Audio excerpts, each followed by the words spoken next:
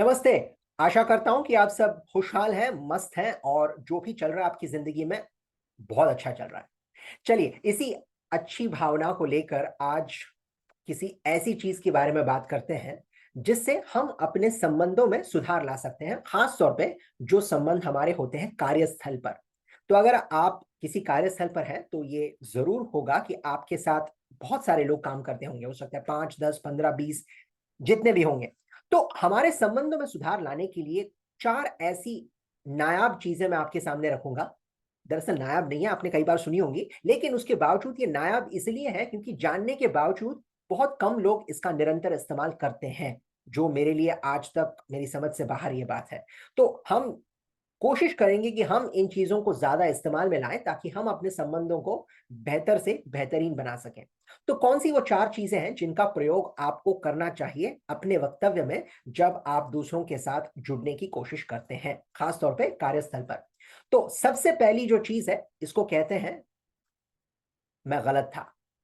अरे भाई इसका क्या मतलब हुआ? इसका ये मतलब हुआ कि आपने हो सकता है किसी मीटिंग के दौरान कुछ आंकड़े पेश किए हों या फिर कोई जानकारी लोगों को दी हो और बाद में आपको ये एहसास हुआ कि जो मैंने उस वक़्त कहा था, दरअसल उसमें थोड़ी गड़बड़ थी, है ना? वो चीज़ जो मैंने कही थी वो गलत निकली। अब जैसे ही आपको पता चलता है, ये मान लेना कि आपने जो कहा वो गलत था, ये बहुत ज़रूरी है। अब ये अक्सर बात ज़रूरी होती है लेकिन कई लोग इसको नज़रअंदाज कर देते हैं। कहते हैं बात तो चली गई, अब लोग कौन याद रखेगा? क्यों मैं लोगों को जाकर बताऊँ कि मैं उस वक़्त गलत था?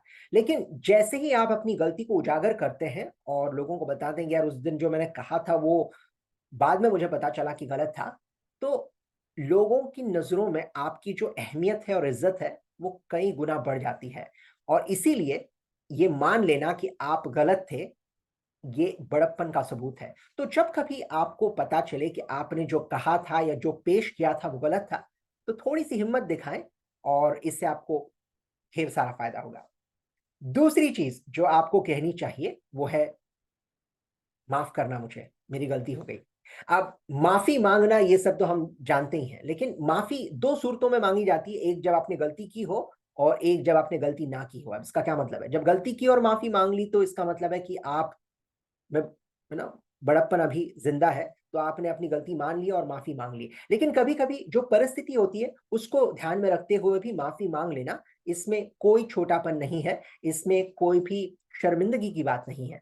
तो जो लोग अक्सर कहते हैं कि मुझे माफ़ कीजिए या फिर मेरी गलती हो गई इसलिए मुझे माफ़ कर दीजिए या फिर मैंने उस दिन जो कहा उस हो सकता है कि आपकी भावनाओं को ठेस पहुँची हो, तो उसके लिए मैं शर्मिंदा हूँ।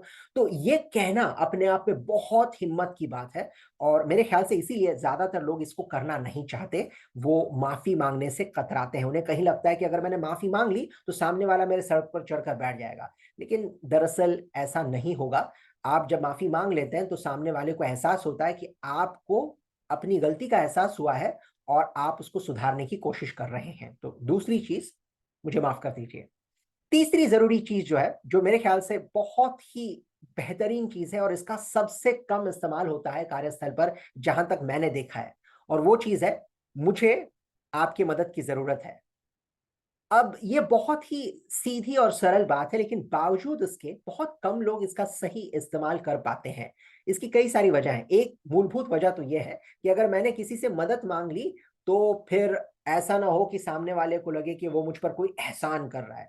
या फिर अगर मैंने किसी से मदद माँग ली, तो इससे ये नहीं पता लगेगा कि मुझे कोई चीज़ आती नहीं है, तो मैं मदद क्यों माँगूँ?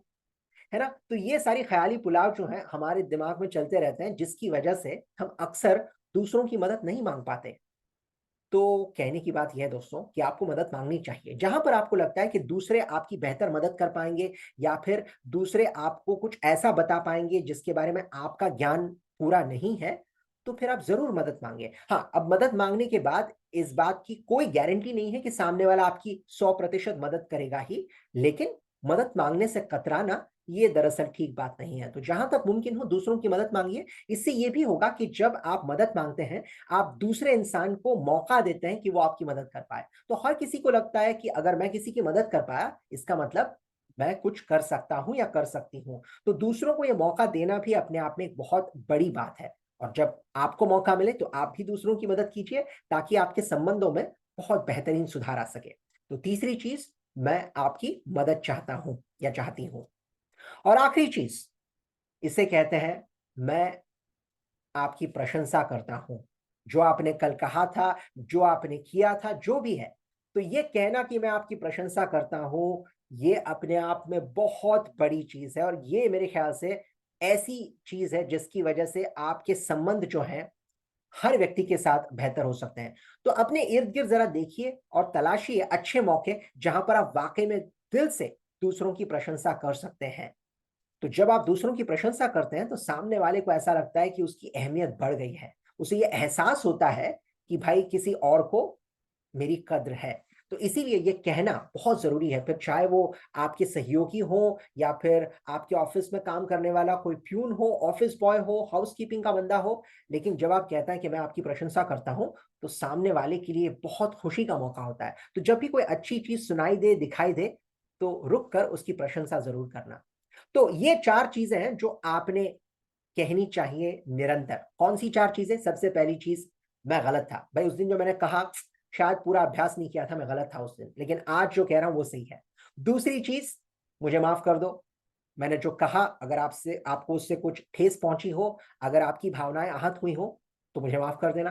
तीसरी चीज, मुझे आपकी मदद की जरूरत है, यार ये चीज मैं कर नहीं पा रहा हूं, आप इसको बहुत अच्छे से करते हैं, मुझे 2 मिनट का वक्त देंगे, जरा समझाएंगे इसको कैसे करना है।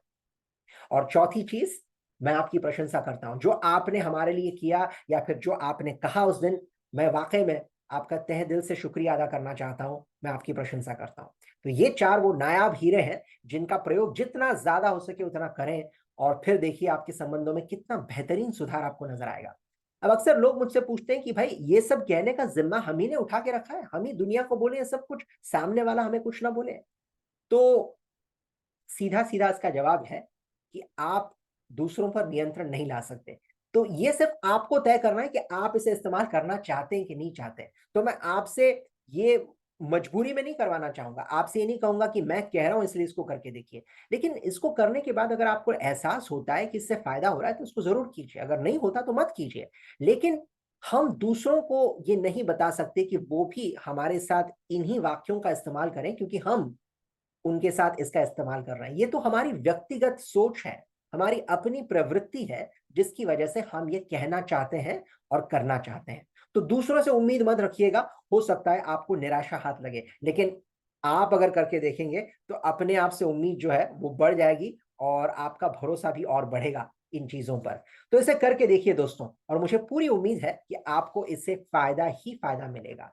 तो जो भी आपका अनुभव रहा है, मैं सुनने के लिए बेताब हूं। तो जरूर बताइएगा मुझे कि इसको इस्तेमाल करने के बाद, इसमें प्रयोग करने के बाद आपको क्या चीजें हासिल हुई। आशा करता हूं कि सुनने में और समझने में आसान रहा होगा। तो दोबारा जल्द मुलाकात होगी किसी और वीडियो में, किसी और विषय के साथ। तब तक के लिए अपना ख्याल रखना।